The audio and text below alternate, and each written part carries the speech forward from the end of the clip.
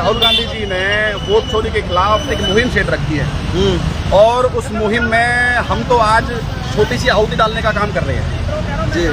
भाजपा ने और चुनाव आयोग ने मिलकर के जितने भी पिछले चुनाव हुए हैं उन सब चुनावों में वोट चोरी करने का काम किया है। लोगों ने मैंडेट तो भाजपा के खिलाफ दिया था, लेकिन सरकार इनकी बन गई। हरियाणा प्रदेश हो या बाकी कहीं अन्य प्रदेश हो, वहाँ पर आपके सामने देखने में ऐसा आया होगा जी। राहुल गांधी जी ने एक महादेवपुरा विधानसभा है बेंगलुरु सेंट्रल लोकसभा की, उस लोकसभा के अंदर अकेली विधानसभा में जब हमने फर्जी वोटर्स को पकड़ने का हमारे पास ऐसे इनपुट्स आए तो राहुल गांधी जी ने उनका आकलन करवाया, उस पर डीप मतलब रिसर्च करवाया तो पता चला वहाँ पर अकेली विधानसभा में 11,965 वोटर तो डुप्लीकेट वोटर बनाए गए। 40,009 वोटर ऐसे थे जिनको फर्जी इनवैलिड पता था, जिनका पता ही नहीं था हाउस नंबर 0 है, हाउस नंबर नहीं पता। कुछ वोटर्स ऐसे थे जिनके माता पिता का नाम नहीं था, पिता का नाम नहीं था, ABCDEFG जिस तरीके से नाम था। और कुछ वोटर ऐसे थे जिनका एक ही पते पर रजिस्टर है। बहुत सारे वोटर, एक एक कमरे का घर है, लेकिन वोटर कितने रजिस्टर है उस पर 80। अभी कल परसों मामला देखा मुजफ्फरनगर का, 269 वोटर एक घर में। जबकि जब आप जैसे मीडिया बंधुओं ने जा करके वहां उसका सत्यापन किया तो सत्यापन करने के बाद पाया कि उसमें अकेली माता जी रहती है। वहाँ 269 लोग रहते हैं और 269 लोग कौन?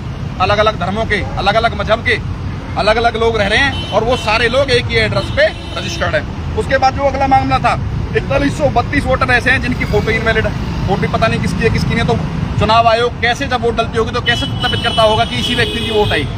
उसके बाद 33,692 ऐसे वोटर पाए गए जिन्होंने वो फार्म नंबर 6 का इस्तेमाल करके नए वोटर बनाए, मतलब नए वोटर बनाए गए थे फर्जी। तो अकेले महादेवपुरा विधानसभा में कर्नाटक की में बार बार कहना हूँ कांग्रेस की सरकार है, नहीं तो फिर ये रोना लेके बैठ जाते हैं कि जी जहाँ इनकी सरकार बन जाती है वहाँ तो चुप रहते हैं, जहाँ इनकी सरकार नहीं बनती वहाँ ये इसका रोना लेके बैठ जाते हैं। तो हम कर्नाटक की बात कर रहे हैं, कर्नाटक की बार बार कह रहा हूँ जहाँ पे हमारी सरकार है, ठीक है, एक विधानसभा की बात कर रहे हैं। तो इसके बाद में राहुल गांधी जी ने चुनाव आयोग से 2 मांग करी।